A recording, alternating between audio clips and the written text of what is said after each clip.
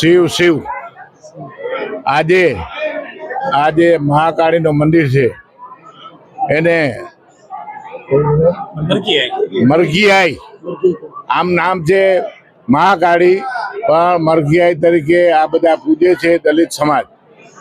તો એની અંદર એક એવો પ્રસંગ બન્યો કે સમૂહ લગ્નની અંદર બધા જે ભુવા કે માતાજીના જે પૂજારી કીએ ભુવા, એને બધાને વિચાર આવ્યું કે બલિ પ્રથા અમારામાં છે, એ અમે માનીએ છીએ દિલથી કે એ ખોટું છે, દેવને બલિ ચડાવાય નહીં.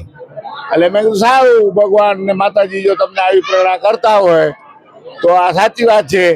અને પછી ખાલી આવે આપણે વાતો નથી કરવી, એનું કાંઈ નિર્ણય લઈને કરો શિવ શિવ. એટલે બધા પણ સમાજના આગેવાનો, વડીલો, ભુવા બધા ભેગા થઈ ને એક નિર્ણય લીધું કે આપણે સમાજની અંદર જે દેવને બલિ ચડાવીએ છીએ એ બલિ પ્રથા આપણે બંધ કરવી છે. બધાએ નિર્ણય લઈને મારી પાસે ગૌશાળામાં આવ્યા અને મને આવીને કીધું કે ભાઈ તમે જે રીતે વાત કરી છે કે આની માથે કાંઈક વિચારો, તો અમે બધું વિચારી લીધું અને બધું સમજી લીધું. ભુવાઓએ પણ, આગેવાનોએ પણ, ને અમારો અહીંયા બીજના દિવસે, દર બીજના દિવસે અમારી સમાજનો અહીંયા પ્રસંગ હોય છે, હવન હોય છે. ને એની અંદર અમારા બધા સમાજના આગેવાનો અને ભુવા ભેગા થાય છે. તો ત્યારે અમારે આ બલિ પ્રથા બંધ કરવી છે. એટલે હું કીધું 100 કામ મૂકીને હું આવીશ.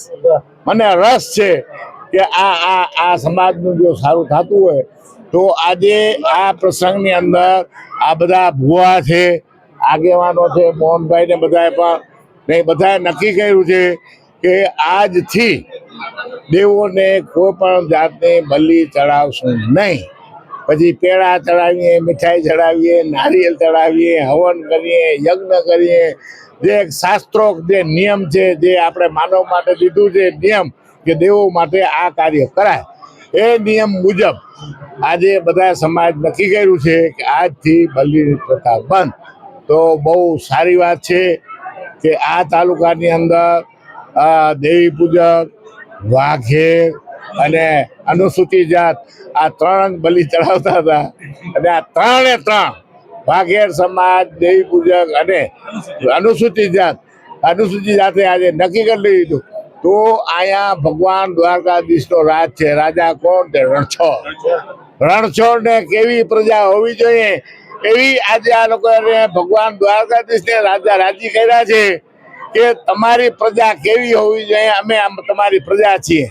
તો આ 3 સમાજ આવી ત્યારે દ્વારકાધીશને ખુશ કરે છે કે અમે તમારી પ્રજા એ રીતની જોઈએ. તો ખૂબ ખૂબ આગેવાનોને અને ભુવા દાદાને બધાને ખૂબ ખૂબ ધન્યવાદ આપું છું કે બહુ સારું કર્યું છે. જાય ગયા ત્યાંથી સવાર કાલે શું થઈ ગયું આપણે જોવાની જરૂર નથી.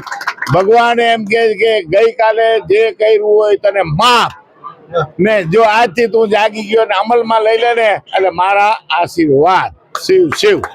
આગેવાનો સાથે સાથે ભુવાશ્રીઓ અને આપણા માનનીય ધારાસભ્ય સાહેબ, આજે જે આપણે મહાકાળી માતાજીના મંદિરે ભેગા થયા છીએ, સાથે સાથે વર્ષો પહેલા મરઘીનો રોગ આવ્યો હતો એટલે માતાજીને મરઘી માતા તરીકે બધા ઓળખે છે.